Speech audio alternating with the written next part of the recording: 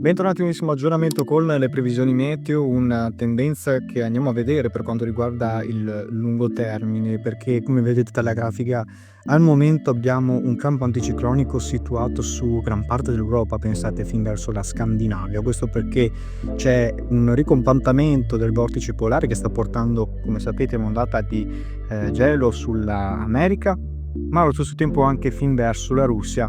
Due sistemi quindi che portano quindi a un campo anticiclonico diretto su tutta quanta l'Europa, come vediamo anche dalla grafica. Il vortice polare risulta compatto, come vedete, ben schiacciato, che interessa solo il Nord America e la Russia, mentre come possiamo notare, insomma, l'anticiclone continua a stazionare nel corso dei prossimi 15 giorni, probabilmente pensate per ben 2 settimane. Andremo avanti con questo classico mood in compagnia anche di mitezza su gran parte dell'Italia, soprattutto al centro e al sud Italia, con precipitazioni praticamente quasi assenti. Possiamo notare come invece la giornata di mercoledì evolverà con un debole passaggio umido da sud-ovest che risulta molto attivo a causa di una depressione che è situata sulla penisola iberica e poi anche sulla Francia. In questo frangente assisteremo al tasso di qualche debole precipitazione sulle regioni del nord, ma veramente molto di debole intensità.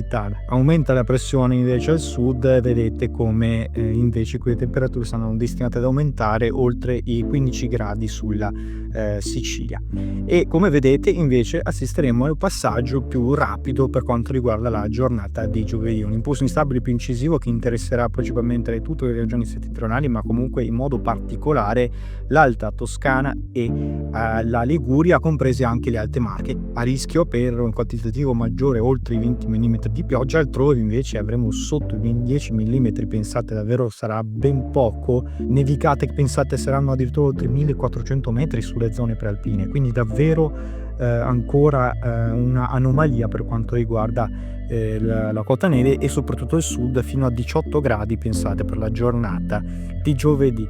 Mentre per quanto riguarda la giornata di venerdì assisteremo a un recupero del campo anticiclonico. Venti da sud-ovest ancora spingeranno via le perturbazioni, si formerà un minimo ben strutturato e molto profondo sul nord-ovest dell'Europa, quindi sulla Gibilterra, e qui avremo precipitazioni molto intense.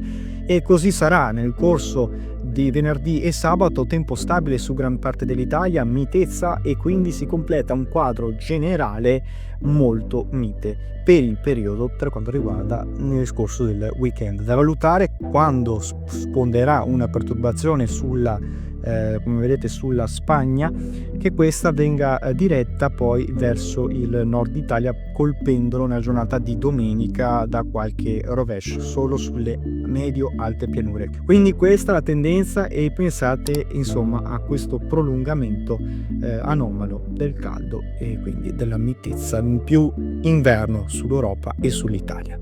Da Nick Mete è tutto, buon proseguimento di giornata.